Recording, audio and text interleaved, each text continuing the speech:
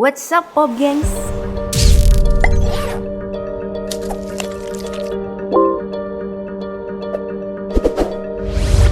Amerika Serikat adalah salah satu negara adidaya, dianggap kaya, bersih, dan toleran. Tapi itu hanya wacana yang kita konsumsi selama ini. Di balik semua itu ada banyak sudut-sudut gelap di Amerika Serikat yang akan kita telusuri pelan-pelan dengan cahaya seadanya berikut ini.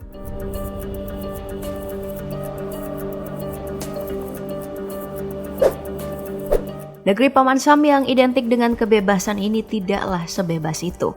Dalam ulasan di Mojok pada tahun 2021, terjadi kerusuhan di Gedung Putih saat massa pendukung Trump menerobos masuk ketika Kongres pengesahan kemenangan Joe Biden dalam Pilpres. Sepekan kemudian, Menlu Amerika Serikat Mike Pompeo menggelar pidato selama 30 menit.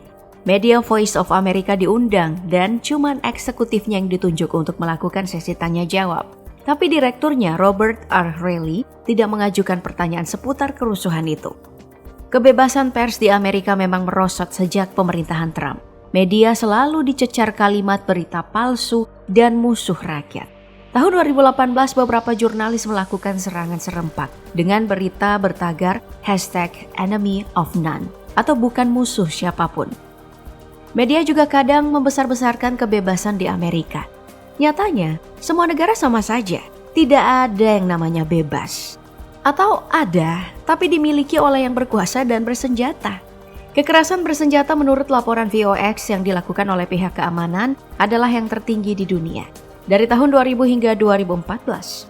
Tahun 2022 bahkan salah satu warga negara Indonesia menjadi korban tembak salah sasaran. Ironis, atas nama demokrasi, mereka malah merasa berhak untuk ikut campur urusan negara lain. Dengan kampanye anti-otoritarian, fasis, dan komunis, Amerika Serikat selalu menjadi dalang kejatuhan beberapa diktator di beberapa negara. Tangannya bersih, menggunakan metode adu domba. Seperti yang terjadi pada rezim Mohammad Mossadegh di Iran. Dikenal dengan nama kudeta 28 Mordad, rincian keterlibatan Amerika Serikat tertuang ke dalam laporan berjudul Rahasia Sejarah CIA di Iran. Lalu terlibat di kudeta Salvador Allende di Chili. Terlibat dalam pembunuhan pimpinan sosialis Kongo tahun 1961. Aktif dalam kudeta Libya tahun 2011, menggulingkan Muammar Gaddafi. Dan terlibat dalam gerakan 30 September di Indonesia. Dokumen hitam keterlibatan Amerika Serikat dalam banyaknya kudeta di negara lain barulah dibuka setelah peristiwa tersebut dianggap kadaluarsa. Dibuka sendiri oleh Amerika Serikat berdasarkan aturan kebebasan pers. Ironis bukan? Nah, selain media, lewat film kita ini selalu ditawarkan imajinasi tentang Amerika Serikat yang sangat cerdas, kaya, dan bersih. Tapi nggak sekaya itu. Karena Amerika Serikat juga memiliki hutang yang banyak. Melansir CNBC pada tahun 2021, utang Amerika Serikat saat ini mencapai 28,4 triliun US dollar atau sekitar 404.000 triliun rupiah. Itu sangat banyak, membuat Amerika Serikat terancam gagal bayar hingga krisis finansial. Dan salah satu sumber utang Amerika Serikat adalah China. Dan China menjadi negara kreditur terbesar kedua Amerika. Lalu Jepang, Irlandia, Inggris, dan Swiss. Nah, karena berutang banyak, warganya pun ikut merasakan kemiskinan. Kenyataannya, ada satu kawasan yang disebut Appalachia atau kawasan budaya yang membentang dari sebagian New York, wilayah utara Alabama, Mississippi, dan Georgia. Kawasan ini dipenuhi dengan warga miskin kulit putih yang hidup dari subsidi dan sumbangan. Lalu melansir Tempo, Owsley adalah kota terbesar dengan penduduk kulit putih miskin terbanyak di Amerika Serikat. Bergantung besar pada subsidi, karena makin kurangnya lahan pekerjaan. Karena industri kayu dan tembakau mengurang, dan di masa-masa awal penambangan batu bara di Amerika Serikat, kota ini memiliki tambang yang lebih kecil dari yang lainnya. Kebanyakan warga pun memilih ke tempat lain. Ini berseberangan dengan banyaknya gambaran tentang orang miskin Amerika yang dipenuhi dengan migran atau orang kulit berwarna. Bahkan ada yang tidak memiliki rumah atau lahan hunian. Yang populer disebut dengan homeless atau yang tidak berumah atau tunawisma. Lebih dari 1,5 juta atau sekitar 590.000 penduduk Amerika Serikat tidak memiliki rumah. Masalah ini biasanya akan diselesaikan dengan tempat penampungan. tapi selalu saja full. Dan bagi mereka yang tidak kebagian tempat inilah yang akan memenuhi jalan dengan tenda-tenda sederhana. Biasanya sih mereka memenuhi wilayah perdagangan rendah atau kota kumuh bagi Amerika Serikat. Nah, salah satu lokasi komunitas homeless terkenal adalah yang berada di Las Vegas. Tepatnya di saluran pembuangan, di bawah kota yang ramai dan bersinar, membangun tenda-tenda, dilengkapi dengan peralatan survival yang hampir sama dengan yang digunakan para pendaki.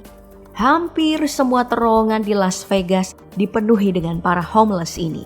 Tidur di kasur bekas, merokok sisa, dan ditemani beberapa perlengkapan sederhana. Di dalam terowongan ini mereka berbagi tempat dengan yang lain.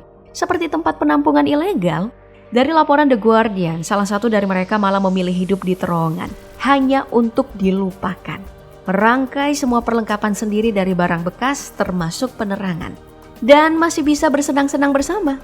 Di salah satu simpang jalan Los Angeles juga tersusun beberapa tenda para homeless. M. Hidayat dalam vlognya memperlihatkan gimana bisa dengan tenang saja nongkrong di pinggir jalan. Hidup di tenda dan sepeda mereka parkir di depan. Berjejeran seperti sedang membangun komplek tenda para gembel. Di California, negara bagian Amerika Serikat juga terdapat nih satu lokasi yang dipenuhi para homeless. Hampir menjadi sebuah kota kumuh yang kecil. Mereka adalah orang-orang yang tidak bisa membayar apartemen dan biaya hidup yang mahal. Beberapa adalah orang yang terbuang dari keluarga dan masyarakat. Hiduplah dengan barang-barang bekas. Tidak berumah, tapi masih ada sisa barang berharga. Mobil. Maka mereka akan tinggal di mobil itu. Hidup selayaknya hidup di rumah. Tidak sedikit dari mereka mencari penghasilan dengan menjadi musisi jalanan. Di sudut jalan di kota Philadelphia, pemandangan ini sangat familiar. Para homeless yang berkumpul sekitar 950 kepala. Hidup dengan pakaian yang dibawa kemana-mana. Banyak di antara mereka yang memiliki penyakit mental yang akut. Mengonsumsi obat-obatan, berlumuran sampah, bahkan menjadi sampah perkotaan itu sendiri. Ada satu hal yang menarik dari beberapa toko makanan di Amerika Serikat. Beberapa akan menyimpan sisa makanan dari pengunjung yang kekenyangan atau gak ngabisin makanannya untuk diberikan kepada homeless atau warga miskin yang terbiasa datang meminta sisa. Sisa makanan yang masih bisa mereka nikmati dengan senyum. Menghasilkan gaya hidup para miskin, ada yang disebut dengan dumpster, istilah untuk pemungut sampah makanan. Menyelami sampah adalah kegiatan mencari makanan gratis. Sudah dilakukan para homeless sejak lama. Biasanya akan mendatangi toko makanan seperti roti dan mengais-ngais tempat sampah umum. Yang sisa makannya ditaruh di kantong khusus, jadi lumayan aman dan bersih. Aktivitas ini disebut dengan dumpster diving. Tidak hanya Amerika Serikat, daftar populer sudah membuka beberapa sisi gelap negara lain. Kamu bisa menontonnya kembali. Lalu komen di bawah negara mana lagi yang akan kita belajar.